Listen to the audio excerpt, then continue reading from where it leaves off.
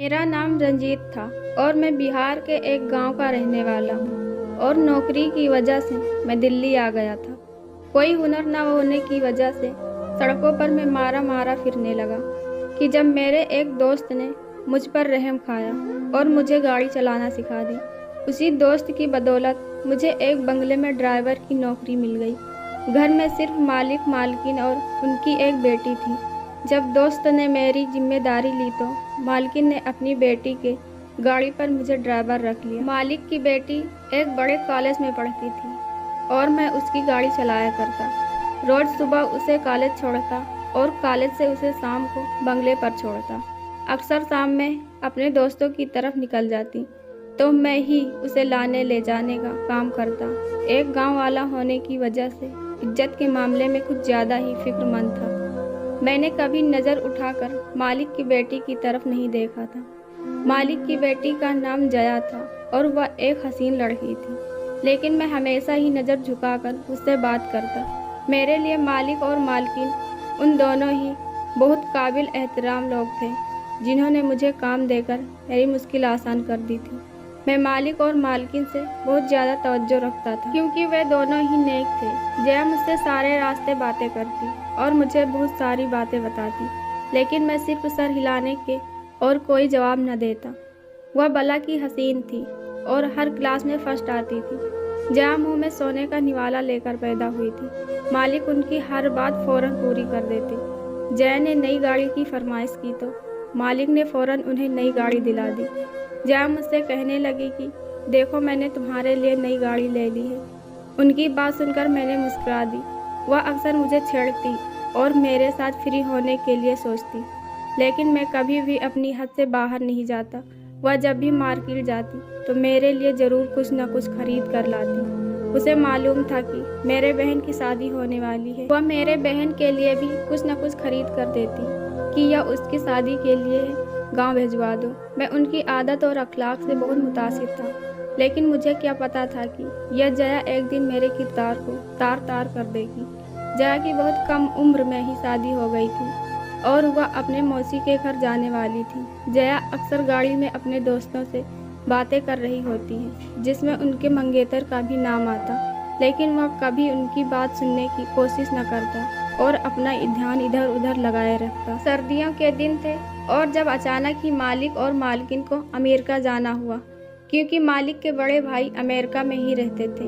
उनकी हालत बहुत नाजुक थी और वह आखिरी वक्त में अपने भाई को पास देखना चाहते थे। जया का एग्ज़ाम करीब था, इसीलिए अपनी इकलौती बेटी को अकेला छोड़कर चले गए। मालिक जाते जाते मेरे कंधों पर यह जिम्मेदारी सौंप गए कि मैं जया को कॉलेज लाने ले जाने का काम पूरी जिम्मेदारी से करूं और उसका पूरा ख्याल रखूं, क्योंकि मुझे मालिक के साथ काम करते हुए पूरे 2 साल होने वाले थे। इसीलिए वह लोग मुझ पर ज़्यादा भरोसा करने लगे थे। मालिक को यह बात पता थी कि मैं उनकी बेटी की तरफ कभी भी गलत नज़र से नहीं देखा। मालिक और मालकिन 2 महीने के लिए अमेरिका चले गए और मैं उनके पीछे पूरे जिम्मेदारी से अपना काम करने लगा। कुछ ही अरसे बाद मेरी छोटी बहन की शादी थी और इसीलिए मुझे बहुत ज़्यादा पैसों की ज़रूरत थी। मैं जया को कॉलेज छोड़कर करीब एक मैकेनिक की दुकान पर चला जाता और वहां बैठकर काम सीखता, ताकि खाली टाइम में यह काम भी कर सकूं। मालिक के पास 8 बजे से ही मेरी छुट्टी हो जाया करती और मैं चाहता था कि इसके बाद मैकेनिक की दुकान पर बैठकर काम करूं, ताकि जल्द से जल्द मेरे पास इतने पैसे जमा हो जाएं कि मैं अपनी बहन के लिए गाँव भिजवा सकूँ। जितने अरसे मालिक मौजूद नहीं थे, मुझे काम से जल्दी छुट्टी मिल जाया करती थी, क्योंकि जया ज़्यादातर घर में ही रहा करती। देखते ही देखते 1 महीने का अरसा गुजर गया और मालिक के बड़े भाई अपने ज़िंदगी की बाजी हार गए। उस रात मेरे पास जया का फ़ोन आया और कहा कि मेरी तबीयत ठीक नहीं है और मैं उनके पास आ जाऊं, शायद उन्हें डॉक्टर के पास जाना पड़े। जया की यह बात सुनकर मैं हैरान हो गया। बंगले के अंदर इस टाइम जाना मेरा मुनासिब न था, लेकिन बीमारी की हालत में जया को अकेला नहीं छोड़ सकता, जबकि वह अपने ताया के मौत के गम में थी। पूरी रात मैं उनके साथ रहा और उनका ख्याल रखता रहा। उसको बहुत तेज़ बुखार था और सारी रात वह होश में नहीं थी और मैं उनके पास बैठा रहा और सुबह तक उनकी हालत कुछ ठीक हुई तो मैं अपने क्वार्टर वापस चला आया। वक्त बहुत तेज़ी से गुजरने लगा और जया की तबीयत ठीक नहीं रहती।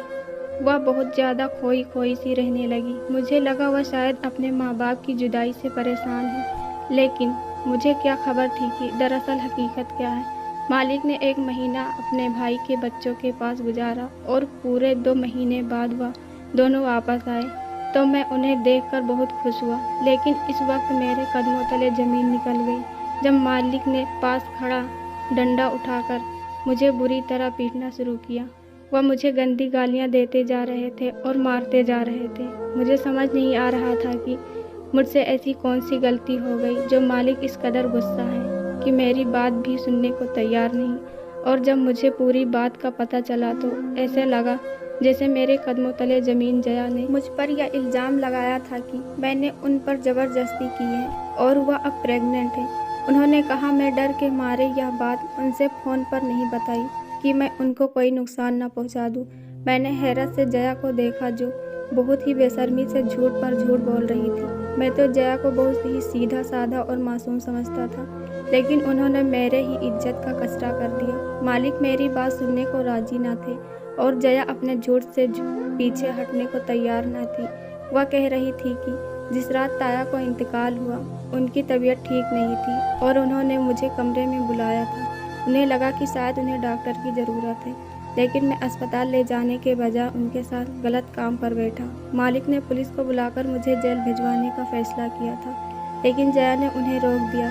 जया ने अपने माता पिता से कहा कि ऐसा करने पर उनकी इज्जत दाग दाग हो जाएगी। मेरे मालिक मुझे नौकरी से निकाल चुके थे और मैं बहुत ही ज़्यादा परेशान था। मेरे पास करने के लिए कोई काम ना था और इतनी जल्दी मुझे नौकरी भी नहीं मिल रही थी, जबकि मेरे बहन की शादी सर पर आ गई थी। मैं मालिक के दिए हुए क्वार्टर में रहता था और अब मेरे पास रहने के लिए कोई जगह ना थी। इसलिए मैं मजबूर होकर दोबारा मालिक के पास आ गया और उन्हें अपनी बेगुनाही का सबूत दिलाना चाहा। लेकिन मालिक ने मेरे सामने ऐसी शर्त रखी कि मेरे होश उड़ गए। मालिक ने मुझसे कहा तुम्हें कुछ समय के लिए जया से शादी करनी होगी और जब बच्चा पैदा हो जाएगा तो तुम उसे घर छोड़कर वापस चले जाना।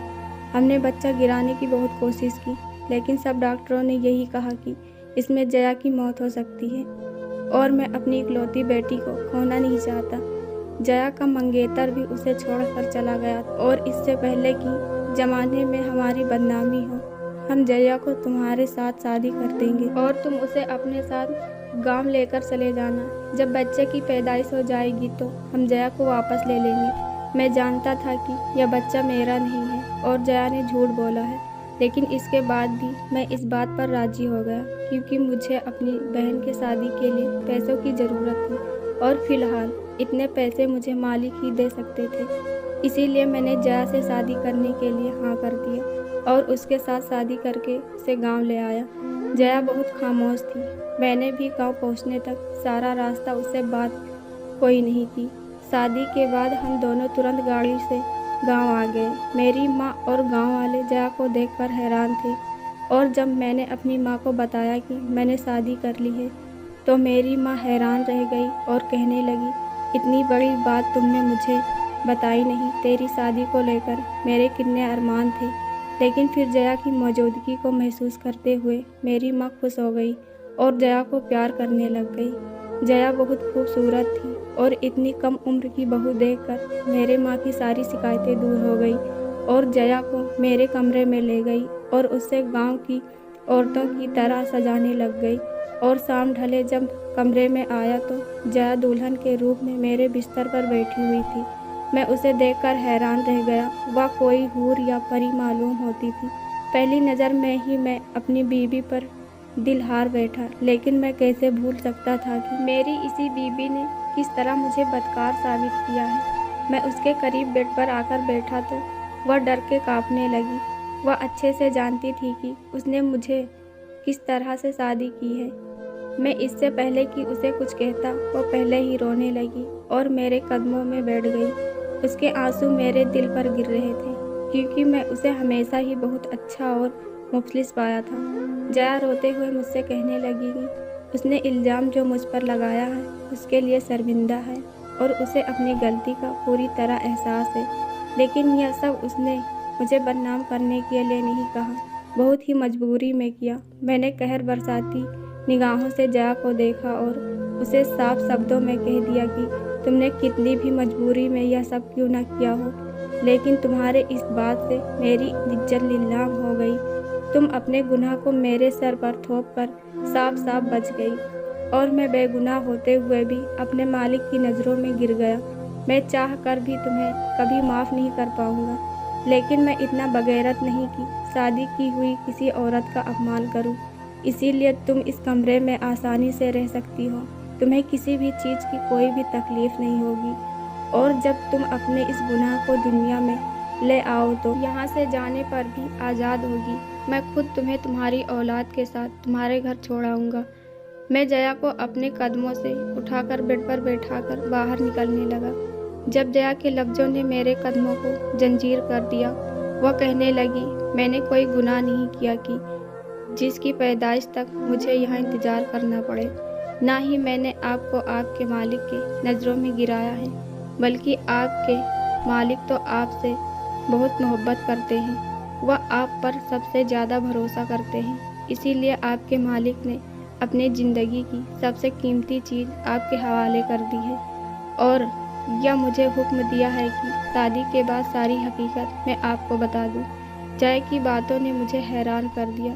मैं पलटकर जया का चेहरा देखने लगा, जहां मासूमियत छाई हुई थी और इस वक्त एक 18 साल की मासूम सी लड़की थी जो न जाने किन हालात में गुजारा कर रही थी। जया कहने लगी कि वह प्रेग्नेंट नहीं है, बल्कि उसके पिता ने मुझसे झूठ कहा है और उसके पिता ने यह सब बहुत मजबूरी में किया क्योंकि वह अपनी बेटी की जान बचाना चाहते थे। जया ने करीब आकर मेरा हाथ अपने हाथों में थाम लिया और अपने साथ मुझे अपने बेड पर बैठा लिया गया। मुझे बहुत धीमे लफ्ज़ों में यह सब बता रही थी और मैं गुमसुम सा उसकी बात सुन रहा था। जया कहने लगी कि उसकी मौसी ने उसका रिश्ता बचपन में ही अपने बेटे के लिए उसका रिश्ता मांग रखा था और जया के पिता ने अपने साली की अच्छी आदत देखकर जया का रिश्ता अपने बीवी के भांजे से कर दिया। लेकिन वक्त गुजरने के बाद जया के पिता को अपनी गलती का एहसास हुआ क्योंकि जया का मंगेतर अपने माँ बाप की इकलौती औलाद होने की वजह से बहुत ज़्यादा बिगड़ चुका था। उसके पास ना ही पैसे की कमी थी और ना ही रोक टोक करने वाला। उसकी माँ कभी भी अपने बेटे को गलत बात पर नहीं टोकती थी और जैसे जैसे वह बड़ा होता जा रहा था वह अय्यास होता जा रहा था। जया कहने लगी, जब उसके माँ बाप अमेरिका गए हुए थे तो उसने कई दफ़ा मेरे साथ ज़बरदस्ती करने की कोशिश की और एक दफ़ा तो वह शराब पीकर आया और जया के साथ बदतमीजी करने की कोशिश की, लेकिन उसने खुद को कमरे में बंद करके अपने आप को बचा लिया। और जिस रात उसके ताया का इंतकाल हुआ उसके एक रात पहले उसने अपने दोस्तों के साथ जया को ज़बरदस्ती करने की कोशिश की और इसी डर से उसे बुखार आ गया। उसे समझ में नहीं आ रहा था कि वह अपने बचाव के लिए क्या करे, क्योंकि उसे खौफ था कि वह उसका अकेलापन का फ़ायदा उठाकर दोबारा घर में दाखिल हो सकता है। इसीलिए उसने मुझे अपने कमरे में सारी रात बिठाए रखा। वह उससे कहीं ज़्यादा मेरे किरदार पर भरोसा करती थी। अपने माँ बाप के वापस आते ही उसने एक एक बात अपने माँ बाप को बता दी। जया के बाप ने उसकी माँ से बात की कि वह अपने बेटे को समझाए, जब जया से शादी कर ली है तो इस तरीके की हरकत करने की क्या ज़रूरत है। लेकिन उसकी माँ ने यह कहकर बात ख़त्म कर दी, वह जवान खून है और जज्बात में आकर जोश मारता है।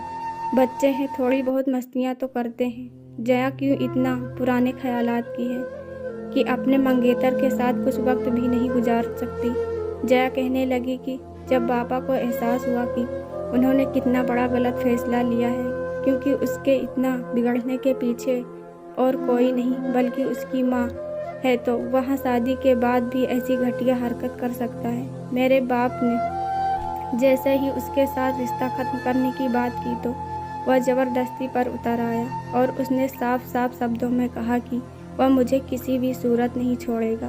पापा मुझे लेकर बहुत ज़्यादा परेशान थे कि जब तुम उन्हें लंच के पार गाड़ी के शीशे साफ करते दिखाई दिए।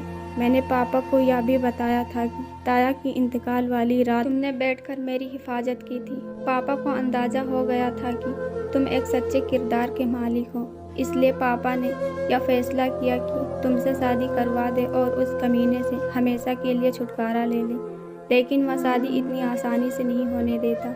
इसीलिए पापा ने मौसी को यही बात बताई कि तुमने मेरी इज्जत पर हमला किया है और मैं अब पेट से हूँ। मौसी ने खुद ही यह रिश्ता तोड़ दिया, क्योंकि वह इज्जतदार लोग ऐसी लड़कियों को बहू नहीं बना सकते थे जो शादी से पहले ही प्रेग्नेंट हो चुकी थी। पापा तुम्हें पहले ही रोज सारी हकीकत बता देना चाहते थे, लेकिन पापा को डर था अगर तुमने शादी से मना कर दिया तो वो क्या करेंगे। इसीलिए पापा ने तुम्हें जानबूझकर मारना शुरू किया और तुम पर गलत इल्ज़ाम लगाया और तुम्हें नौकरी से निकाल दिया, क्योंकि पापा जानते थे कि तुम्हें पैसों की ज़रूरत है।